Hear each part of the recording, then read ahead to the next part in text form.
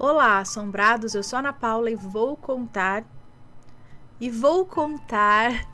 vários relatos para vocês nesta coletânea de relatos de hoje. E aí, tudo bem? Eu espero que esteja tudo bem. Já vou pedindo para você deixar o like neste vídeo e não se esqueça daquela visita à nossa loja virtual, a lojassombrada.com.br. Combinado? Então, beleza, bora para os relatos de hoje. E o primeiro é este daqui, lembrando que todos os nomes de todos os relatos já estão trocados. O primeiro é este. A cabeça gigante que veio da parede. É um moço que nos conta e os 3 próximos relatos, esse e os outros 2, são do mesmo moço. Gente, que babado é esse desse relato aqui, a cabeça gigante que veio da parede. Mas antes de começar, já falo para vocês que temos mais relatos no canal relacionados a cabeças flutuantes, cabeças gigantes que aparecem por aí, tá? Então vamos ver. Oi, Ana, Matheus e povo lindo. Aqui é o fulano de novo. Esse relato é do meu irmão mais novo, que tem 8 anos. Nós morávamos em um lugar onde a rua era levemente mais alta que o terreno da nossa casa. A casa não tinha muro, era uma cerca de arame no lugar do muro. Em uma noite qualquer, havíamos ido dormir e até aí nada demais havia ocorrido. Porém, algo sinistro aconteceu e eu vou contar exatamente como meu irmão me explicou o ocorrido. Ele disse assim: eu estava sem sono, fiquei jogando videogame até mais tarde. Mas como minha mãe me obrigou a dormir, deitei e esperei o sono chegar. Estava deitado, olhando para o teto e lembrando de como passar da fase do jogo Crash, o jogo daquela raposa, estilo Mario do PS1, eu sei qual é. Estava rindo das partes engraçadas e tal do jogo, aí, na rua, eu ouvi alguém passando. Olhei no relógio e era 3:30 da manhã. Quando vi a sombra passar na rua e refletir na parede, eu fiquei contemplando aquele desenho que ela formava. Parecia uma pessoa. De repente, ela se virou e veio na direção da casa. Eu fiquei olhando um pouco assustado, observando os movimentos que ela fazia na parede, com medo de ser alguém invadindo o quintal. De repente, a sombra olhou para mim e perguntou: "Você não vai dormir?" Eu disse para mim mesmo, em tom baixo, que eu não estava com sono, mas de alguma forma ela ouviu e disse: "Acho melhor você dormir, porque senão eu posso te mastigar." Ela saiu da parede e veio na minha direção. Uma névoa se formou em uma cabeça gigante. Parecia uma pessoa morta, mas com uma cabeça horrenda e gigante, com bochechas e pescoço obesos, dentes podres e afiados, olhos cinzentos como os de defunto, soltando um fedor horroroso no ar. Enquanto aquilo gargalhava de forma terrível e gutural, se aproximava de mim. Gente, isso é um trauma pra uma criança, né? Um trauma pra mim, com 38 anos, eu ia ficar traumatizado. Imagina um menino com 8. Eu fiquei apavorado e gritei. Eu tinha feito xixi na calça, com certeza. Foi quando ela explodiu em cima de mim. E nesse momento, vocês apareceram. Que ele tá contando aqui pro irmão, né? E realmente, agora é o irmão dele de novo que nos conta essa história. E realmente, Ana, quando ele gritou, todos fomos ver o que havia acontecido. Acordamos assustados e ele chorava desesperadamente. Mas também, enquanto uma fumaça fedida se dissipava no ar. A minha mãe começou a orar perto dele e todos nos juntamos ali na oração para proteger o meu irmão e a nossa casa, né, de algo que ainda nem sabíamos o que era naquele momento. Só entendemos depois com o relato do meu irmão. Ele disse que depois dessa noite nunca mais viu algo assim, mas foi um pavor que ele vai levar pro resto da vida. Eu imagino. Gente, parece até personagem do estúdio Ghibli. Ghibli, é assim que fala? Sabe aqueles... porque aqui eu tô lembrando daqueles... da viagem de Chihiro, sabe? Uns negócios assim, uns bichos esquisitos. Ou então do Castelo Animado. Uns bichos esquisitos, sei lá. Né? Essa cabeça... assim, rindo e tal, ou então ainda aquelas ilustrações do filme The Wall, do Pink Floyd, mas do filme, sabe? Não tem aquelas ilustrações, até tem uma bunda que fala. Enfim, gente do céu, que é isso? Que é? Alguém já viu algo parecido? Mas olha, tem relatos aqui de cabeças bizarras que apareceram, sim. Eu lembro de um relato que a menina estava dormindo no colchão, no chão da sala, não sei, e ela viu uma cabeça vindo também. Essa cabeça tinha um cabelo com uma trança, que era enorme. Essa trança vinha atrás dessa cabeça, e era só a cabeça, e a cabeça também era um negócio esquisito, feio, e ria ou falava também, uma coisa assim. Tem vários relatos de cabeças flutuantes. Agora, o que é isso, eu não sei, gente. É um tipo de demônio? E aí, isso daí veio como uma sombra do lado de fora, se direcionou a janela, sei lá, a parede, atravessou a parede, veio até ele, e uma fumaça se mostrou ali e transformou na cabeça, que riu, fez, sei lá. E aí a sombra ainda falou pra ele: você não vai dormir não? Acho melhor você dormir, senão eu vou te mastigar. E era uma cabeçona mesmo, podia mastigar. Gente! Ai, agora eu vou ficar com medo de ficar acordada assim às 3 e pouco da manhã, né? Será que é alguma coisa relacionada às 3 e pouco da manhã? Ou não? Gente, por que aquilo? Será que deu azar do menino tá ali acordado e aquela coisa tá passando na rua? E percebeu que ele estava acordado? E por que fez isso, gente? O que é isso? Cada coisa esquisita. Se alguém souber de alguma coisa, conta aí pra gente, deixa nos comentários, sempre com respeito, por favor, ou manda sua história pra gente, que eu quero saber se alguém aí já viu uma dessas cabeçonas aí sinistra, tá? Próximo relato, que é do mesmo rapaz. Falta o resto pro churrasco. Bem, Ana, esse relato é do meu segundo irmão mais velho e seus amigos. Um em especial, o Léo. Apesar do meu irmão fazer parte da história também, eu peguei um pouco do ponto de vista desse amigo dele, do qual se origina a frase icônica a qual nomeei o relato. Ah, tá, foi ele que falou isso. Falta o resto pro churrasco. Agora vamos ver por quê. No bairro onde a gente morava, na cidade em que eu moro até hoje, havia uma fazenda não muito antiga, mas desativada depois da morte do dono. Os filhos não queriam cuidar, então ela ficou lá, largada, tendo sido posta à venda. Diziam ser mal assombrada pelo espírito do dono, mas o meu irmão e os seus amigos não acreditavam nisso. Numa bela tarde de calor, no verão aqui do Rio de Janeiro, que não é fácil de suportar, ele e mais 3 amigos resolveram explorar os lugares do bairro. Pois ele, meu irmão, tinha o costume de acampar, caçar, enfim, uma vida de adolescente aventureiro. Resolveram então entrar no território da fazenda. Entrar nos territórios ali da fazenda. Juntaram-se os 4 e o Léo, que era amigo do meu irmão, era o mais tranquilo de todos. Eles passaram pela cerca, atravessaram o riacho e chegaram à sede da fazenda. Uma casa bonita, grande, de 2 andares, estilo colonial, com aquelas telhas vermelhas e paredes em tom de creme. Bem, entraram pela porta, que estava escancarada, com todo o assoalho cheio de folhas e poeira. Em frente à porta havia uma escada arredondada que dava para o 2º andar. Eles subiram pela escada de madeira, observando a beleza daquela casa.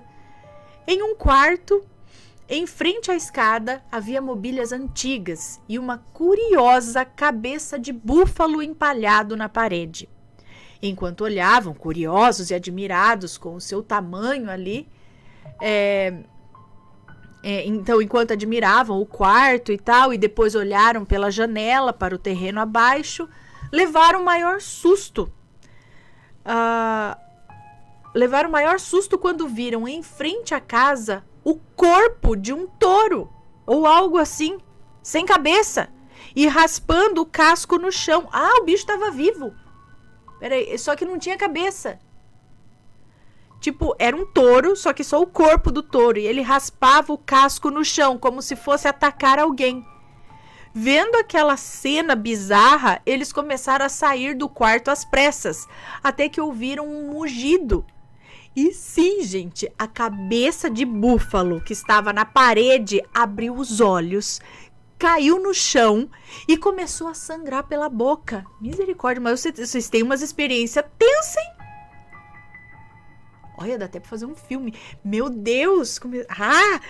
Eles começaram a gritar e correr um na frente do outro. Desceram rapidamente as escadas, caindo e derrubando um ao outro, passando por cima de um outro, aquela loucura. E pra piorar, como o corpo estava na frente da porta da sala, ele entrou disparado. O corpo entrou na sala disparado, também mugindo. E a cabeça desceu as escadas, rolando e mugindo. Eles saíram desesperados pela cozinha, enquanto tanto o corpo quanto a cabeça do bicho ferozmente os seguiam enquanto eles fugiam. Gente, parece a história da minha avó. Gritavam e choravam com aquela cena pavorosa também. Ao chegarem na bendita cerca, todos passaram, mas o Léo não corria como os outros. Na tentativa de puxarem o amigo, que ainda estava do lado de dentro da cerca, o Léo também se atrapalhou e se enroscou na cerca de arame, prendendo suas pernas e suas partes íntimas em uma cerca que estava frouxa. Ele, com susto e dor, desmaiou, coitado. Meu irmão e os amigos pediram socorro urgente e os vizinhos da rua foram ajudá-los e foram levá-lo ao pronto-socorro. No outro dia, o Léo acordou e teve que levar alguns pontos, pois se cortou bastante. A mãe dele devorou os meninos no esporro, falou um monte de coisas e praticamente proibiu eles de andarem juntos. 3 dias após sair do hospital, o Léo foi nos visitar com os outros e contaram essa história. Foi aí que ele disse, com aquele jeito vagaroso de ser: cara, antes de desmaiar, eu só vi a cabeça rolando até perto da cerca. Só não vi o corpo, mas faltou o corpo pra gente fazer um churrasco. Dizendo assim de forma sarcástica. Bem, Ana, depois desse dia, o meu irmão e mais um amigo voltaram lá na fazenda. E por estar sendo esvaziada, mesmo tentando descobrir se era realmente verdade... E por estar sendo esvaziada, acho que é isso. Eles voltaram lá na fazenda porque ela estava sendo esvaziada, é isso? E mesmo tentando descobrir se era realmente verdade o que haviam presenciado, eles não viram mais nada. Mas não tinha mais a cabeça do touro na parede? Gente, aquela cabeça era real? Quer dizer, assim, era uma cabeça empalhada mesmo? Ou que tipo de assombração é essa? Será que realmente alguém matou com requintes de crueldade aquele touro e deixou a cabeça como troféu? Sabe-se lá por quê? E aquilo lá começou a se manifestar ali dentro de maneira... Gente do céu! Coitado menino, não... Ixi. E ainda... Meu Deus, será que isso aconteceu só? Foi alguma coisa que desencadeou uma alucinação neles? Sabe aquelas coisas quando a gente vê aqui no canal, nos relatos? Escutei aquela bagunça na cozinha, era panela, os pratos todos caindo na cozinha. Imediatamente a pessoa vai até a cozinha para ver o estrago e tá tudo no lugar. Ou seja, não aconteceu fisicamente, aconteceu na cabeça da pessoa. Alguma coisa fez com que ela escutasse aquilo tudo, que não estava acontecendo na verdade. Ou aconteceu em outra dimensão, não sei. Então, será que esses casos assim também, que nem no caso desse touro, da cabeça, do corpo e tudo mais, foi algo assim? Alguma força lá colocando isso na cabeça deles?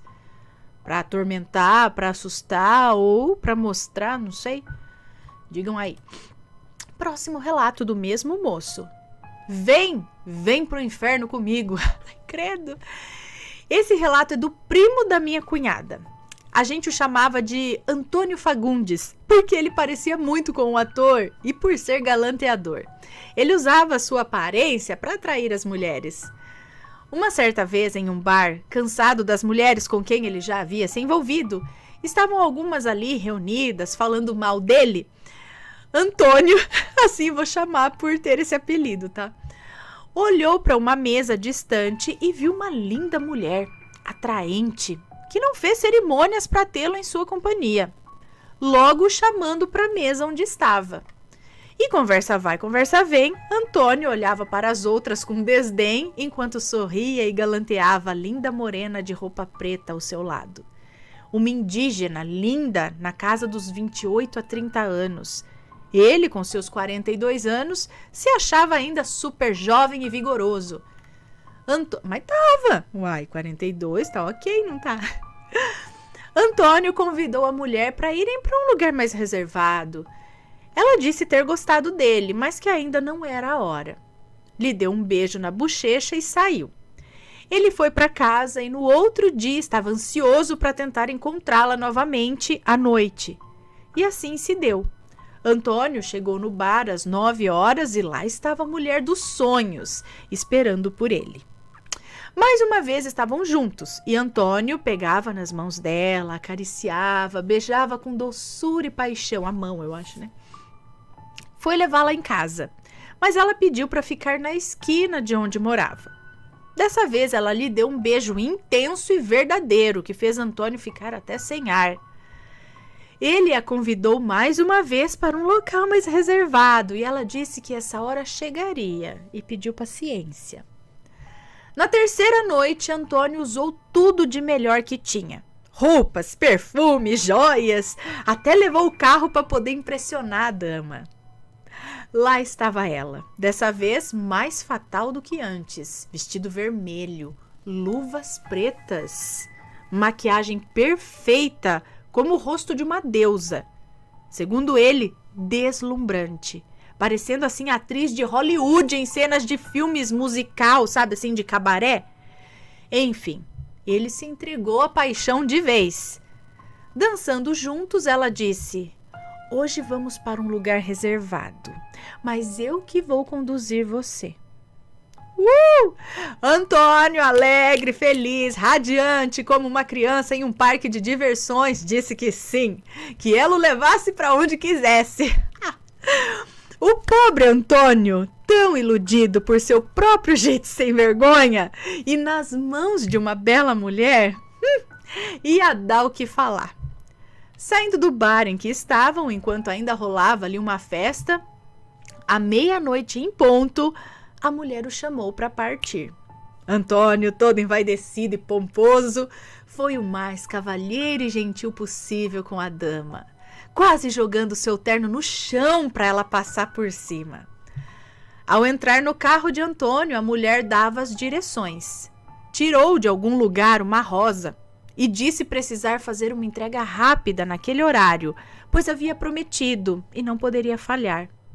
Ele, para receber uma noite de amor, faria qualquer coisa e assim seguiu todas as coordenadas da mulher. Logo pararam em frente ao cemitério da cidade.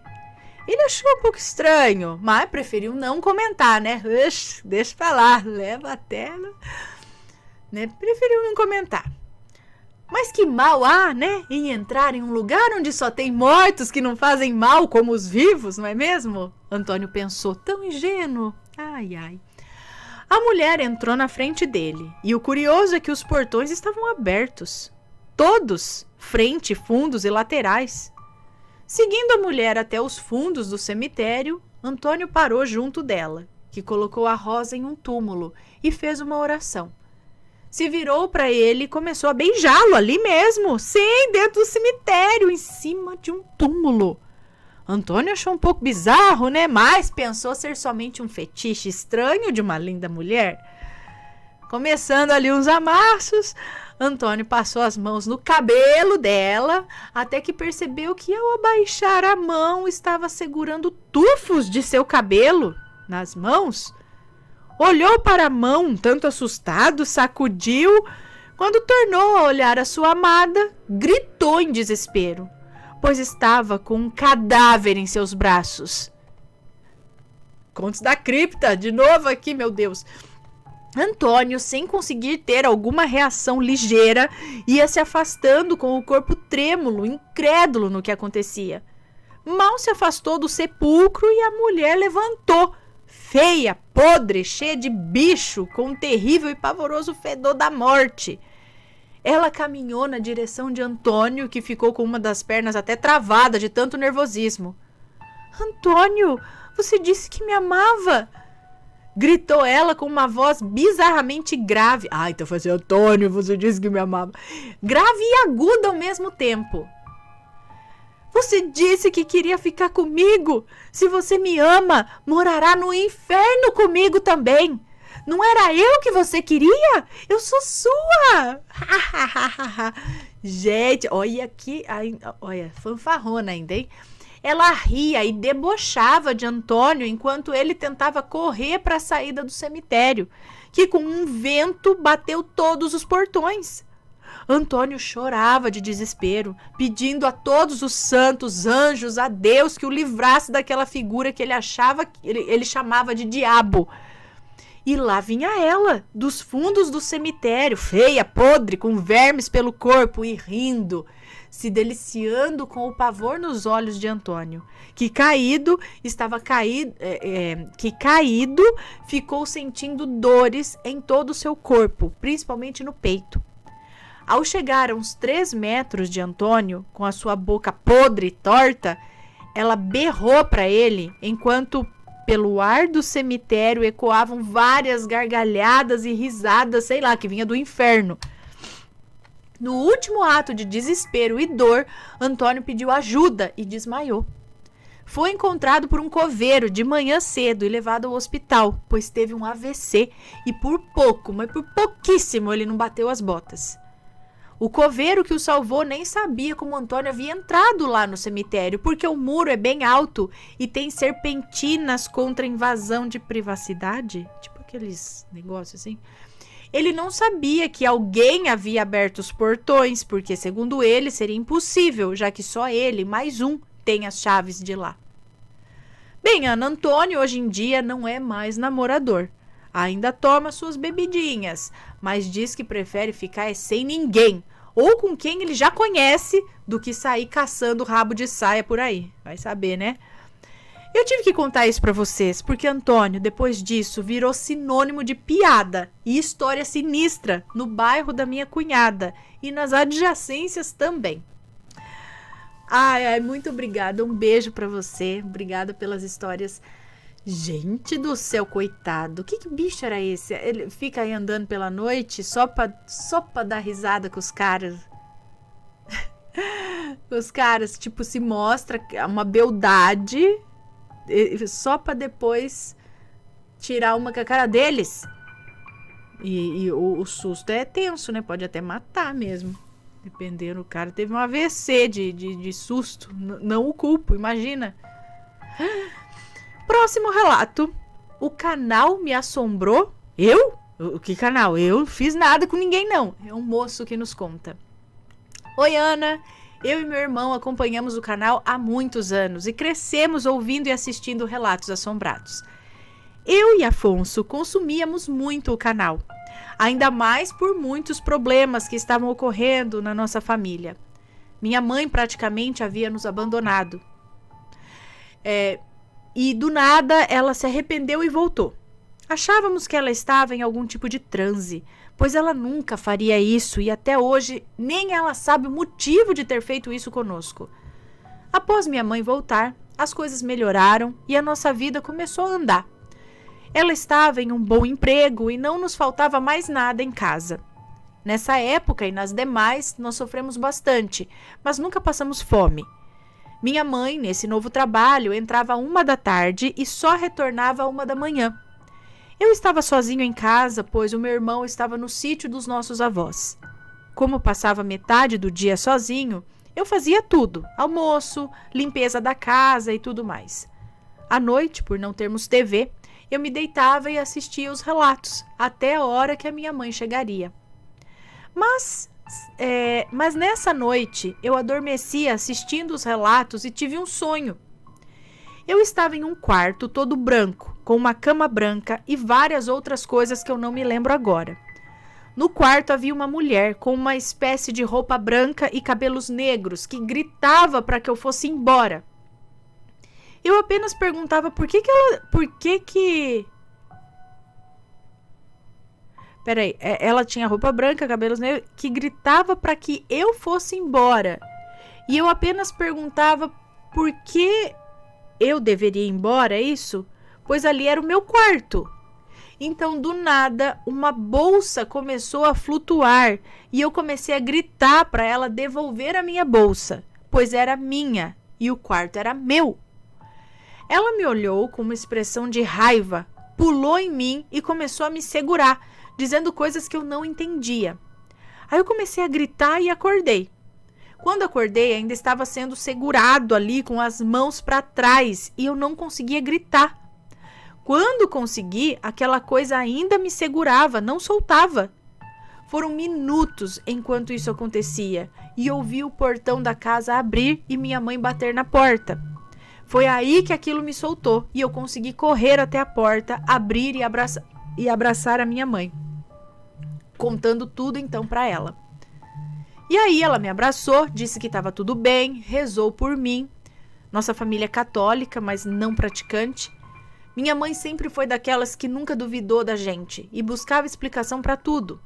Mas dessa vez ela ficou pálida, fez a sua reza e foi comer e dormir. Durante o outro dia, ela me fez prometer que rezaria todos os dias antes de dormir. Mas, Ana e Assombrados, será que esse sonho e essa situação ocorreram porque eu dormi ouvindo relatos e minha mente me fez ter um pesadelo? Ou foi algo tentando me atingir através da minha mãe? Por que através da sua mãe? Eu não sei, mas nessa época muitas coisas aconteceram após a minha mãe ter terminado o seu relacionamento. Além disso, eu nutria muita raiva pelo ex-companheiro da minha mãe. Então, acredito que a junção de tudo isso pode ter resultado nesse pesadelo ou nisso daí sim. É mais provável por conta da situação, né, que estava acontecendo. Não sei se tinha algo mais aí, como você disse, sua mãe estava meio que num transe. Será que não tinha um dedinho de magia aí de alguém, né, na vida da sua mãe ou envolvendo alguma coisa aí? Estranho, né, o quarto branco, tudo mais. Também pode ser, a gente sabe que quando a gente vê muito uma coisa, fica com a cabeça muito naquilo, pode muito bem sonhar com aquilo, né, ter algo assim. Então pode ser que realmente, por estar assistindo muito o canal e ter dormido assistindo, né, às vezes aquilo vai ditando o roteiro do sonho, né, muitas vezes isso acontece. E também tem essa situação que vocês estavam vivendo. Então, pode ser uma coisa ou outra, ou a junção das duas, né? Próximo relato, o cordão e a colher. E é uma moça que nos conta. Olá, Aninha e todos do canal Assombrado. Eu me chamo Fulana e contarei um relato que aconteceu comigo e com a minha mãe. Morávamos numa boa vizinhança, no bairro... Os nomes estão trocados, até do bairro, tá? Um nome fictício aqui para um bairro. Morávamos numa boa vizinhança do bairro de Dom Miguel. Morava na casa eu, minha mãe, minha irmã e o meu pai. A situação estava razoável. Minha mãe trabalhava como babá e o meu pai em uma fábrica de ração para gado. Certo dia, o meu pai estava mexendo no celular e achou uma chácara à venda que lhe interessou muito, pois o preço estava ótimo. Morávamos de aluguel, então meu pai percebeu que o dinheiro que estávamos juntando para comprar um lote dava para comprar a chácara. Então ligamos para o número que aparecia no anúncio. E o moço atendeu confirmando que a chácara estava à venda pelo preço mencionado, que na época era aproximadamente R$23 mil. No entanto, havia um detalhe. A chácara ficava em outra cidade. Mesmo assim, o meu pai decidiu que iríamos passear nessa cidade apenas para vermos a chácara de perto, já que não era muito longe. Chegamos rapidamente à chácara e Ana era realmente ótima. Tinha 2 pés de jabuticaba, um pé de manga e um pé de limão. A casa tinha 3 quartos, sala, cozinha, um banheiro principal, um banheiro suíte, área da frente e área do fundo. Minha mãe gostou muito e no mesmo dia compramos a chácara. Voltamos para nossa cidade e começamos a arrumar a mudança. Porém, minha mãe percebeu que não havia limpado a casa na chácara. Então decidiu pegar um táxi e ir até lá limpar a casa antes que o meu pai chegasse com o caminhão de mudança. Fomos então eu e minha mãe no táxi, enquanto minha irmã e o meu pai terminavam de arrumar as coisas para colocar no caminhão. Minha mãe e eu chegamos na casa nova e começamos a tirar os entulhos para fora. A casa não estava muito suja, então foi rápido para limpar. Enquanto esperávamos o caminhão com a mudança, decidimos andar no quintal da chácara para ver se havia algo interessante ali no terreiro. Foi então que eu encontrei um cordão dourado no chão. Peguei e fiquei maravilhada, pois era um cordão com uma libélula linda. Percebi que minha mãe estava vindo na minha direção e aí eu escondi o cordão no bolso do macacão. Minha mãe veio toda feliz, falando que havia encontrado uma colher dourada caída no chão, embaixo do pé de manga. Algumas horas depois, o meu pai e a minha irmã chegaram com um caminhão de mudança. O homem do caminhão ajudou meu pai a descarregar as coisas e foi embora. Colocamos tudo para dentro, cada um no seu cômodo, já era tarde, então decidimos jantar e dormir. No outro dia, terminamos de arrumar as coisas. O meu quarto ficou separado do da minha irmã, então foi rápido arrumar as coisas ali. Guardei o guarda-roupa...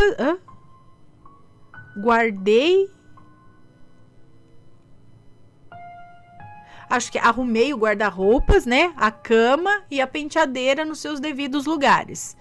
Tudo estava organizado. Lembrei que havia guardado o cordão no bolso do macacão. Então fui ao cesto de roupa suja, peguei o macacão e coloquei o cordão no fundo falso da penteadeira. Passou-se o dia, fui dormir e na manhã seguinte, depois do café, lembrei do cordão no fundo falso da penteadeira. Porém, havia um problema. Não estava mais no fundo falso como eu havia guardado na noite anterior. Estava em cima da penteadeira, no local onde colocamos os perfumes e tal. Eu não dei muita importância, coloquei no pescoço e me senti muito triste. Pensei que deveria ser coisa da minha cabeça, então eu tirei o cordão do pescoço e o coloquei novamente no fundo falso da penteadeira.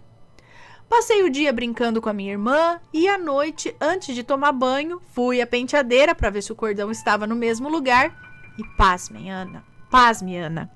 O cordão estava no chão, perto da penteadeira. Fiquei intrigada com aquilo, peguei o cordão, coloquei debaixo do meu travesseiro e fui perguntar para minha mãe se ela havia encontrado algo diferente no meu quarto. Ela disse que não.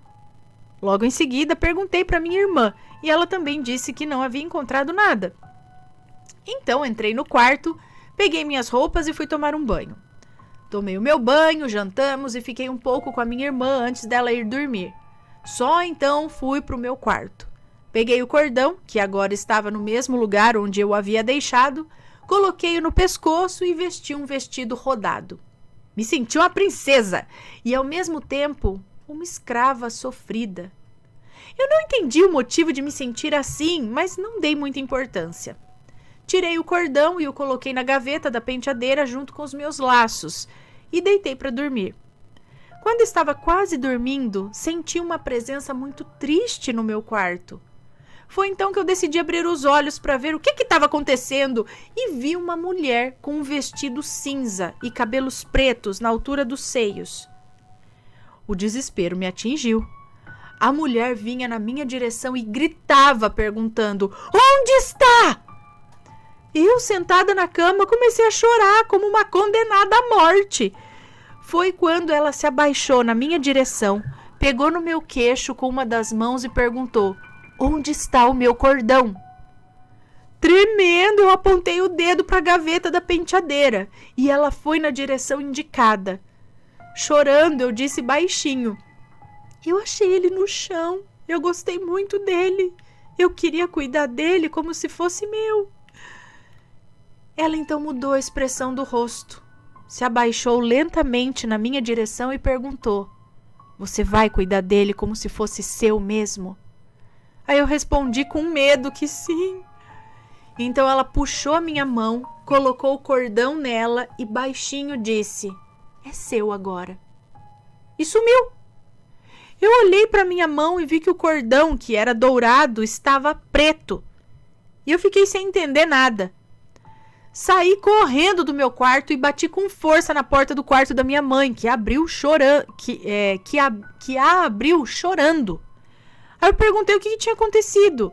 E ela me respondeu que um homem havia entrado no quarto dela e ordenado que ela devolvesse a colher dele. Eu contei o que tinha acontecido comigo e mostrei o cordão para ela.